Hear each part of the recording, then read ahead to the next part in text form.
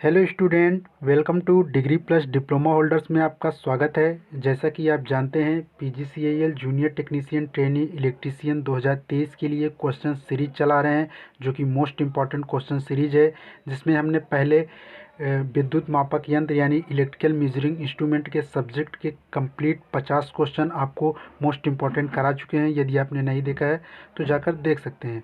इस वीडियो में हम आपको कंप्लीट डीसी जनरेटर के क्वेश्चन कराने वाले हैं, जिसमें आपको 50 क्वेश्चन टोटल कराएंगे। इस वीडियो में 1 से 25 क्वेश्चन इस वीडियो में कराएंगे और नेक्स्ट वीडियो में आपको 26 से लेकर 50 क्वेश्चन जो कि मोस्ट इंपॉर्टेंट रहेंगे वो आपको देखने को मिलेगा। उसके बाद हम जैसे ही डीसी जनरेटर ख़त्म होगा उसके बाद आपको डीसी मोटर बताएंगे, फिर आपको ट्रांसफार्मर, फिर सिंक्रोनस मशीन बताएंगे, उसके बाद इलेक्ट्रिकल नेटवर्क बताएंगे, जो बेसिक इलेक्ट्रिकल नेटवर्क है उसको बताएंगे। ऐसे सभी सब्जेक्ट आपको देखने को मिलेगा। यहाँ पर आपको कंप्लीट पीजीसीएल जूनियर टेक्नीशियन के complete question, most important question आपको देखने को सीरीज़ देखने को मिलेगा।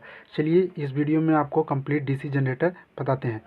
पहला क्वेश्चन है, डीसी जनित्र में फील्ड पोल्स की न्यूनतम संख्या होती है। Option A 1, option B 2, option C 4, option D 8।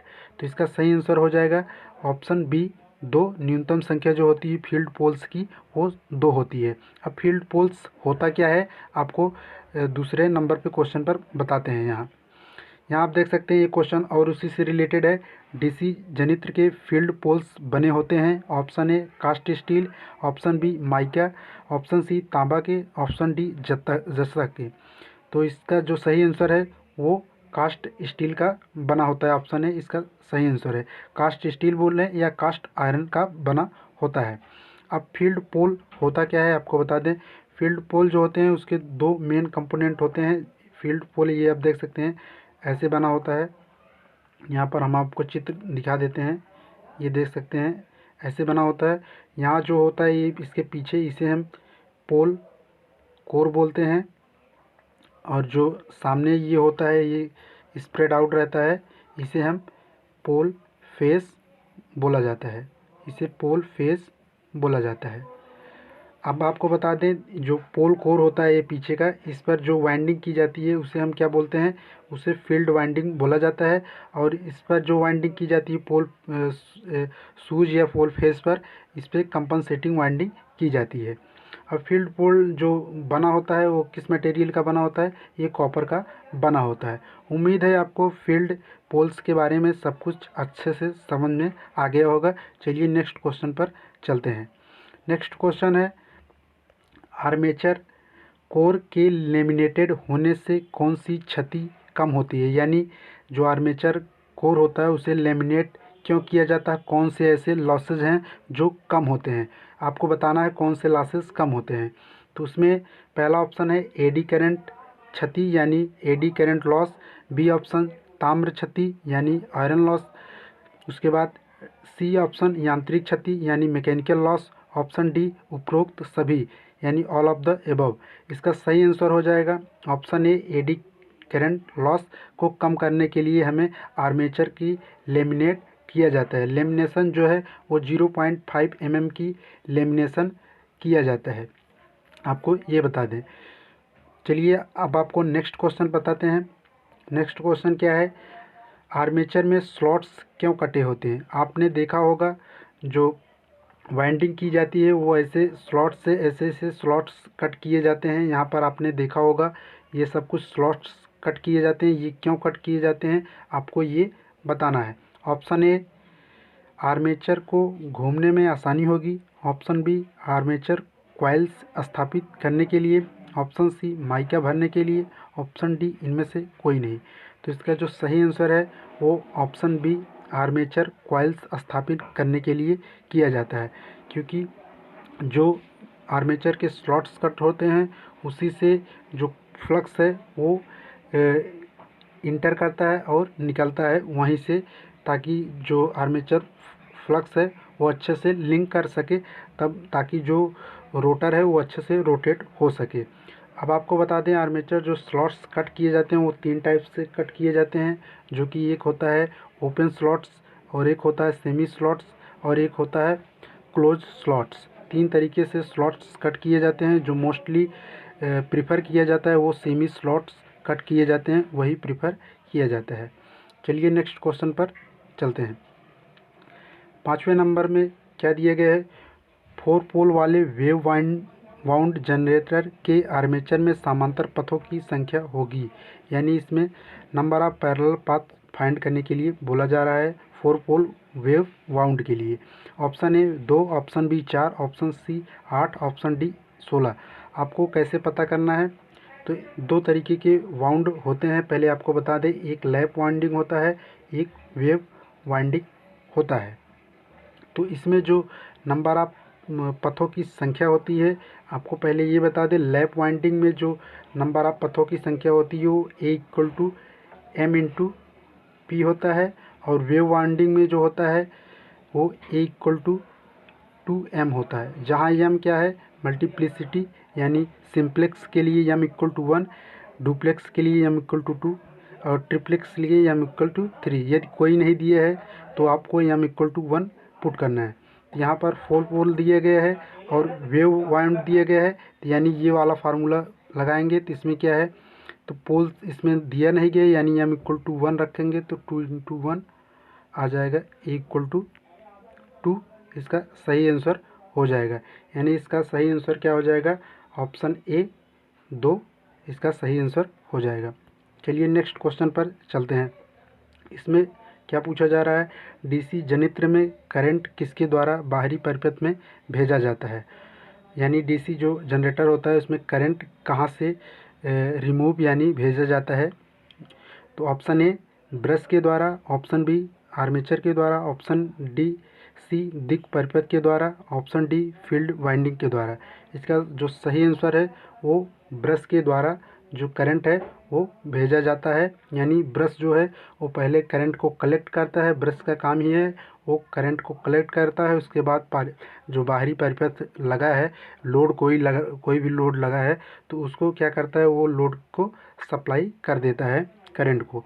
अब ब्रश की बात करें, ब्रश क्या है, ब्रश एक स्टेशनरी ये कंपोनेंट है, ये एक स्टेशनरी होता है, ये रोटेटिंग पार्ट नहीं है।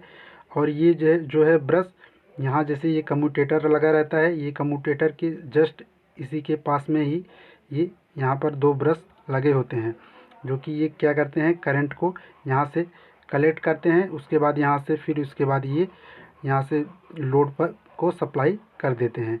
ये ब्रश का काम क्या होता है, ये लोड को करंट को कलेक्ट करके बाहरी परिपथ को सप्लाई देना। चलिए नेक्स्ट क्वेश्चन पर चलते हैं। 7वें नंबर पर, डीसी जनित्र के घूर्णन की दिशा परिवर्तित करने से करंट प्रवाह की दिशा डैश हो जाएगी। जो डीसी जनरेटर होता है, यदि उसकी जो रोटेशन है वो क्लॉकवाइज रोटेट करती है, यदि उसको जो क्लॉकवाइज रोटेट कर रही है उसको हम एंटी क्लॉकवाइज रोटेट कर दें तो उसमें जो करंट की डायरेक्शन है वो क्या होगी। ऑप्शन ए समान, यानी कोई चेंज नहीं होगी, ऑप्शन बी परिवर्तित हो जाएगी, ऑप्शन सी एसी हो जाएगी, ऑप्शन डी इनमें से कोई नहीं होगी। तो क्या हो जाएगी, वो जस्ट इसके अपोजिट हो जाएगी, यानी परिवर्तित हो जाएगी। यदि करंट इधर से इधर फ्लो हो रहा है तो वो जस्ट इसके अपोजिट करंट इधर से इधर फ्लो होने लगेगा और कोई इफ़ेक्ट नहीं आएगा। चलिए नेक्स्ट क्वेश्चन पर चलते हैं। नेक्स्ट क्वेश्चन है, डायनमो में कौन सी उत्तेजना प्रणाली होती है। ऑप्शन ए पृथक उत्तेजित, ऑप्शन बी स्थायी चुंबकीय, ऑप्शन सी विद्युत चुंबकीय, ऑप्शन डी इनमें से कोई नहीं। तो इसका जो सही आंसर है वो ऑप्शन बी अस्थायी चुंबकीय होता है। डायनमो में जो उत्तेजना प्रणाली होती है वो अस्थायी चुंबकीय होता है। चलिए नेक्स्ट क्वेश्चन पर, इसमें 9th नंबर पर इलेक्ट्रोप्लेटिंग में कौन सा जनित्र प्रयुक्त होता है, आपको बताना है। पहला ऑप्शन डीसी सीरीज जनित्र, सेकंड ऑप्शन डीसी शंट जनित्र, option C DC compound generator, option D इनमें से कोई नहीं। जो प्लेटिंग प्रोसेस होता है वो कौन से जनरेटर में उपयोग किया जाता है, यानी यूज किया जाता है। तो जो इसका सही आंसर है वो डीसी शंट जनरेटर में इसका उपयोग किया जाता है। यानी डीसी शंट जनरेटर का जो एप्लीकेशन है वो इलेक्ट्रोप्लेटिंग होता है। अब आपको बता दें डीसी शंट जनरेटर का और कौन से एप्लीकेशन है। ये बैटरी चार्जिंग में इसका उपयोग किया जाता है। और डीसी शंट जनरेटर का और क्या है, ये एज ए पायलट एक्साइटर का भी काम करता है, जो कि सिंक्रोनस मशीन में इसको यूज किया जाता है। अब बात करते हैं डीसी सीरीज की। बता दें तो डीसी सीरीज जो है ये यूज कहाँ किया जाता है, इसे हम वोल्टेज बूस्टर में भी इसका उपयोग किया जाता है डीसी सीरीज जनरेटर का। अब नेक्स्ट था सी नंबर पे जो ऑप्शन दिया गया है इसके बारे में बता दें। डीसी कंपाउंड जनरेटर जो होता है ये दो टाइप के होते हैं, एक कुमुलेटिव कंपाउंड और एक डिफरेंशियल कंपाउंड। जो कुमुलेटिव कंपाउंड होते हैं वो लेथ मशीन में यूज किया जाते हैं कुमुलेटिव कंपाउंड डीसी जनरेटर, और जो डिफरेंशियल जनरेटर होते हैं डिफरेंशियल कंपाउंड जनरेटर उसे हम वेल्डिंग मशीन में यूज किया जाता है। चलिए नेक्स्ट क्वेश्चन पर चलते हैं। इसमें 10 नंबर में, जब डीसी जनरेटर की फील्ड वाइंडिंग को दो भाग में विभक्त कर एक भाग को श्रेणी तथा समांतर क्रम में जोड़ा जाता है तो वह जनित्र कहलाता है। आपको बताना है। Option A DC series generator, option B DC shunt generator, option C DC compound generator, option D इनमें से कोई नहीं। तो जो इसका सही आंसर है वो option C DC compound generator होता है। कंपाउंड जनरेटर को ही जी उसकी वाइंडिंग है वो दो पार्ट में डिवाइड कर दी जाती है, जैसा कि आप फिगर में आप देख सकते हैं। तो उसको दो पार्ट में डिवाइड कर दिया जाता है। यदि उसके जो फ्लक्स हैं, जो दो फ्लक्स हो जाते हैं φ1 और φ2, दो फ्लक्स हो जाते हैं, ये दोनों ऐड कर रहे हैं, जो टोटल फ्लक्स है ये दोनों ऐड हो रहे हैं। तो इसकी वाइंडिंग ऐसे ही की जाती है कि ताकि दोनों फ्लक्स ऐड हों। जब दोनों फ्लक्स ऐड होते हैं तो उसे हम क्या कहते हैं, कुमुलेटिव कंपाउंड डीसी जनरेटर। और यही दोनों फ्लक्स यदि एक दूसरे के अपोजिट होते हैं, जैसे φ1 माइनस φ2 हो जाता है, तो उसी को हम क्या बोलते हैं, differential DC differential compound generator बोला जाता है। यही डीसी कंपाउंड जनरेटर इसका सही आंसर हो जाएगा। चलिए नेक्स्ट क्वेश्चन पर चलते हैं। डीसी कंपाउंड जनरेटर में विद्युत वाहक बल स्थिर रहता है।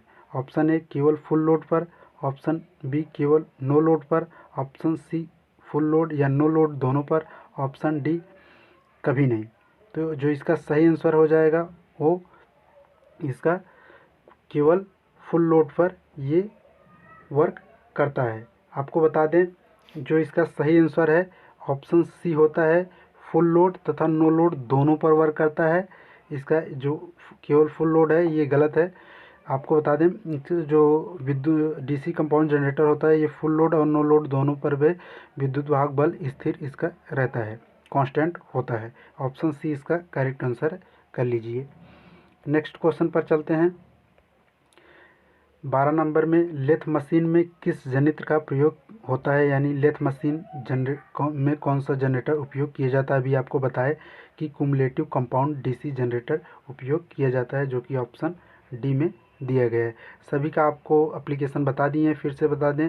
डीसी शंट जनरेटर में इलेक्ट्रोप्लेटिंग और battery charging and as a pilot exciter synchronous machine में यूज किया जाता है। DC series booster voltage booster में किया जाता है। और डिफरेंशियल कंपाउंड ये वेल्डिंग मशीन में इसका उपयोग किया जाता है। आगे चलते हैं नेक्स्ट क्वेश्चन पर। इसमें 13 नंबर में, चुंबकीय पदार्थ के बार बार चुंबकित तथा विचुंबकित होने में हुई वैद्युतिक क्षति कहलाती है। यानी जो मैग्नेट होता है वो एक बार मैग्नेटाइजिंग होता है, एक बार डीमैग्नेटाइज होता है, तो उसमें जो लॉसेस होते हैं उसे हम कौन सी लॉसेस बोलते हैं। तो option A eddy current losses, option B hysteresis losses, option C ताम्र लॉसेस, ऑप्शन डी यांत्रिक यानी मैकेनिकल लॉसेस। तो जो इसका सही आंसर है वो ऑप्शन बी हिस्टैरिसीस लॉस होता है। चलिए नेक्स्ट क्वेश्चन पर चलते हैं।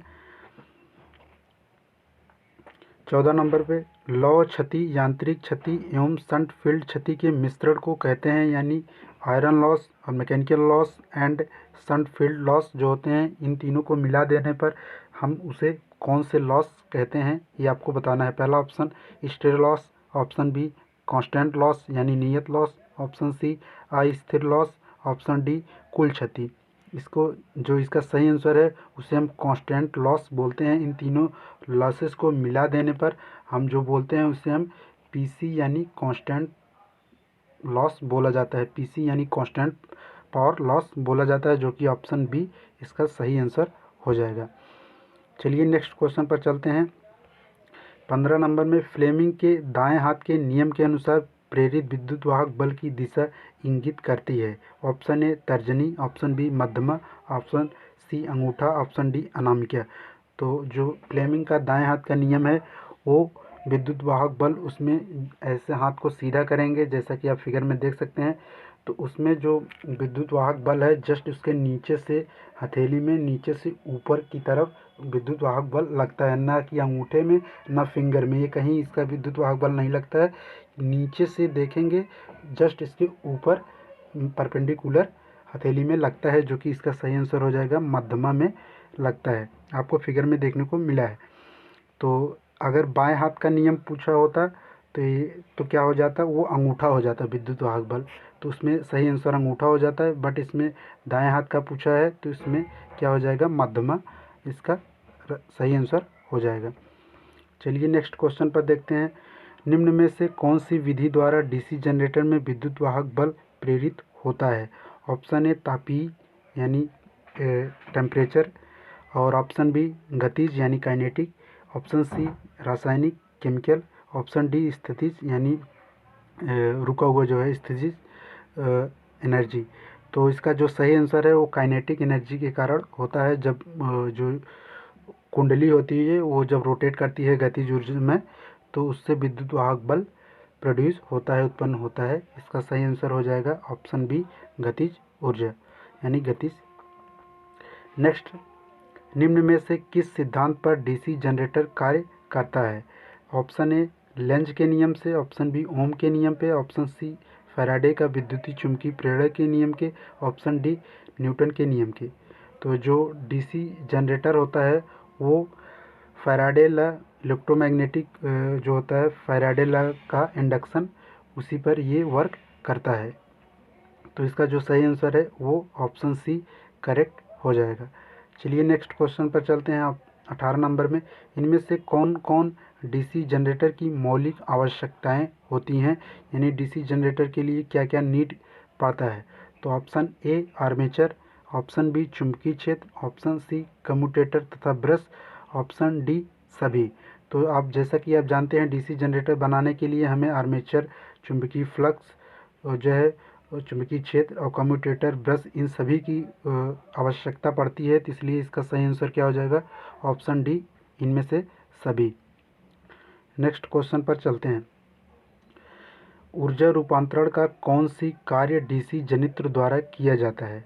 जो ऊर्जा का रूपांतरण है यानी उस कौन डीसी जनरेटर में कौन करता है, मैं यानी कैसे होता है आपको बताना है। तो उसमें क्या होता है, ध्वनि ऊर्जा को उत्पन्न करता है डीसी जनरेटर, या विद्युत ऊर्जा को यांत्रिक ऊर्जा में परिवर्तित करता है डीसी जनरेटर, या यांत्रिक ऊर्जा को विद्युत ऊर्जा में परिवर्तित करता है, या रासायनिक ऊर्जा को यांत्रिक ऊर्जा में परिवर्तित करता है। तो जो डीसी जनरेटर होता है वो क्या करता है, वो मैकेनिकल एनर्जी को इलेक्ट्रिकल एनर्जी में कन्वर्ट करता है, यानी क्या करता है, यांत्रिक ऊर्जा को विद्युत ऊर्जा में परिवर्तित करता है डीसी जनरेटर। इसका सही आंसर ऑप्शन सी करेक्ट हो जाएगा। 20 नंबर में देखते हैं, किस नियम द्वारा कुंडली में धारा की दिशा ज्ञात की जाती है। आपको बताना है कि कुंडली में धारा की दिशा किस नियम के द्वारा मतलब फाइंड किया जाता है, ज्ञात किया जाता है। ऑप्शन ए फ्लेमिंग का बायां हस्त नियम यानी फ्लेमिंग के लेफ्ट हैंड रूल, या ऑप्शन बी फ्लेमिंग के राइट हैंड रूल दायां हाथ का नियम, ऑप्शन सी कार्क स्क्रू नियम, ऑप्शन डी दाएं हाथ के अंगूठे के नियम। तो जो इसका सही आंसर हो जाएगा वो क्या हो जाएगा, आपको बताना है। इसका जो सही आंसर है ऑप्शन बी फ्लेमिंग के दाएं हाथ के नियम के अनुसार कुंडली में हम जो धारा की दिशा है वो फाइंड किया जाता है। जैसे कि यहाँ आप देख सकते हैं, ये जैसे कुंडली बनी रहती है, तो यहाँ पर आप देख सकते हैं यहाँ पर जो करंट रहेगा, यदि इसमें ऐसे ऐसे चुंबकीय फ्लक्स है तो इसमें आप देखेंगे जब फ्लेमिंग के दाएं हाथ का नियम का लगाएंगे तो इसमें आपको जो करंट की दिशा है वो फाइंड करने को मिल जाएगी। फोर्स किस साइड लग रहा है तो आपको अब ऐसे तो नहीं दिखाई दे रहा है यहाँ पे, इसके लिए कैमरा ऑन करना पड़ेगा। कैमरा यहाँ पर नहीं है, नहीं तो आपको बता देते हैं। चलिए आप खुद समझ सकते हैं। यहाँ पर आप फ्लेमिंग के दाएं हाथ का नियम जैसे लगाएंगे तो आपको यहाँ पर करंट और जो है विद्युत वाहक बल और चुंबकीय फ्लक्स आप फाइंड कर सकते हैं। चलिए नेक्स्ट क्वेश्चन पर चलते हैं।